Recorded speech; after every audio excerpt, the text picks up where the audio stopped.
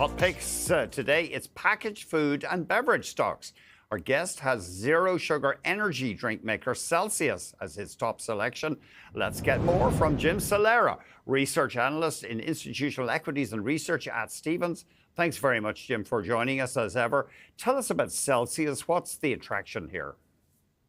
Hi, Andrew. Yeah, thanks for having us on again. Celsius is positioned in a very unique space in the U.S. right now, because what we've seen is a big consumer migration towards this focus on cleaner label, better ingredients, zero or low sugar products, and we've also seen a migration to energy drink as kind of a preferred caffeine delivery source, especially for younger consumers. And so earlier this year, Celsius acquired a brand called Alani Nu, which is more of a female-centric brand, paired with its core Celsius brand, and then recently also picked up the Rockstar Energy brand. And so they have a pretty targeted portfolio that really expands the aperture of consumers that will come into the energy category. And we've been seeing them really drive incremental visits and incremental trips to the energy category because of the zero sugar kind of health forward brand positioning.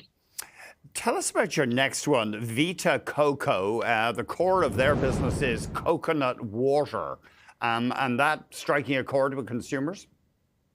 Yeah, so again, kind of pulling on that same thread around health and wellness. Yeah. Vita Coco, organic product, pretty much as natural as you can get. Crack the coconut open and water comes out, and that's the product that you're consuming. Earlier in the year, there were some concerns around tariff impacts and what that might do to the business. But as we've seen recently, the Trump administration has put in exemptions for a lot of food products, coconut water being among those. And so that's dramatically improved the margin profile for the business moving forward. And we've also seen, major retailers like Walmart increasing their shelf placement for better for you beverages, including coconut water and Vita Coco in specific. And so when you have large retailers increasing the shelf visibility, that drives more eyeballs and gets more consumers to try the product and, add it into their kind of routine shopping behavior. Apparently, there has been a lot of hype about coconut water, but it's not bad for you, but it's not especially good for you. I don't know if it's particularly nutritious either. I think it depends on what you're substituting. So what's the use occasion? Right. So, if you think about coconut water as kind of a natural hydration beverage versus, a sugary sports drink or something like that, mm-hmm. It does reduce the amount of sugar, and particularly you're substituting natural sugars versus artificial sugars. So like all things, it's a comparison of what you're replacing versus what you were consuming before. So you say, I think you touched on this, you reckon the valuation is rich, but you think it's justified in this case with Vita Coco? Yeah, so I think right now in consumer, given a lot of the dynamic around kind of lower income consumer pressure in the US, there's not a ton of growth opportunity. And so what we found is all of the brands, so we touched on Celsius earlier, Vita Coco, another one, if they're in this momentum basket and they're seeing more engagement with consumer, potentially replacing legacy brands that the consumer was previously buying, that allows them to command a much more premium multiple relative to the rest of the group. So it's a small selection, but we think that, if you're in that momentum basket, it allows you to command a premium versus, kind of the broader group.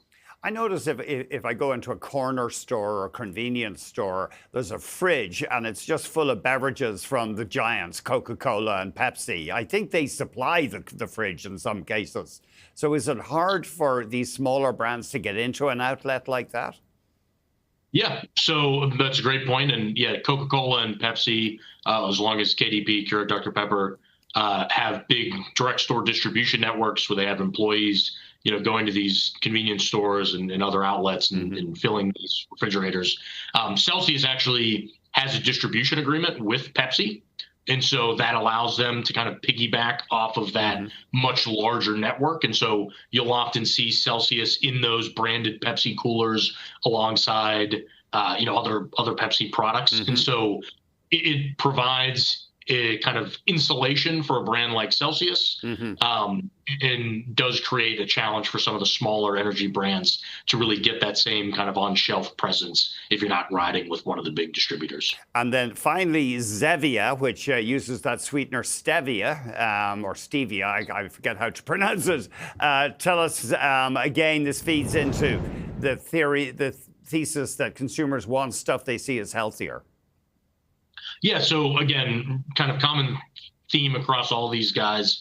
Zevia is zero sugar soda, really priced at a much more affordable price point versus what we've seen from some of these other kind of functional, better for you soda. It's much more comparable with kind of a traditional diet soda in terms of price point.